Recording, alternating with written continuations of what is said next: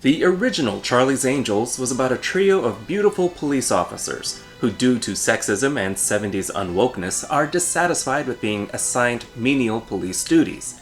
They're recruited to be private detectives by a man named Charlie, and for 5 seasons fought crime, wore wigs and costumes, and jiggled an awful lot. In other words, it was a success.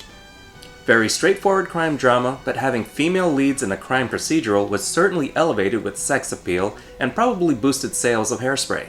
The updated movie and its sequel took the Angels even higher, making them closer to spies than detectives, turning up the campiness and mysteriously giving Tom Green a speaking role. In 2011, ABC had a Charlie's Angels TV show that lasted about 8 episodes, and honestly, I completely forgot about it. Charlie's Angels 2019 is an updated version of the updated version, a reboot that links itself with, yet retcons every other version of the franchise. There's a scene where a current Bosley, yeah there's a lot of them, is badly photoshopped with all the other Angels. The photoshopping is bad, especially when you know whose head they are replacing, but it's still really funny. It changes a few things. Charlie is the same, but different. He's still a mystery, but even then they lift that veil just a bit. There are many Bosleys, like I said, played by Patrick Stewart, Jimon Hansu, and director Elizabeth Banks. And many, many Angel teams all over the world, including, in particular, Kristen Stewart, Ella Balinska, and Naomi Scott. They're no longer private detectives, not exactly spies, they kind of come off as like a female G.I. Joe team. Specialized agents sent in to take on special missions. These Angels actually use guns and less Matrix-style kung fu. Relatively speaking, it's still more rooted in reality. There's still a bit of fantasy at work here, but it still feels more realistic. There are some cool gadgets, nothing more outlandish than what you find in a Bond movie. It's less silly, less campy than the 2000 version, but it still has some humor and knows not to take itself too seriously.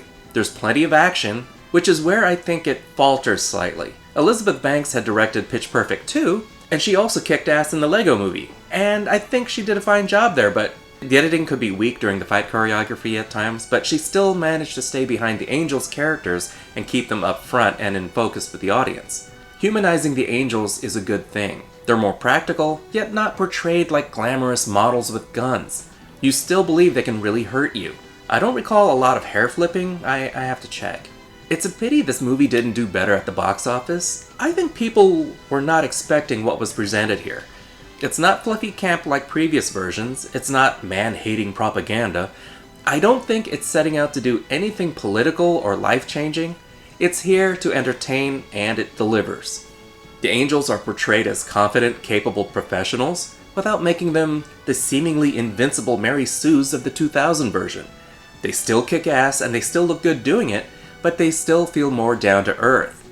Kristen Stewart got a lot of anguish from the Twilight movies, but in reality she's actually a pretty decent actor, and in this movie she's really funny.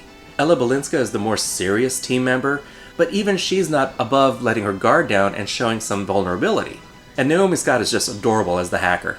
There's some misdirection, some mystery that just keeps the story moving.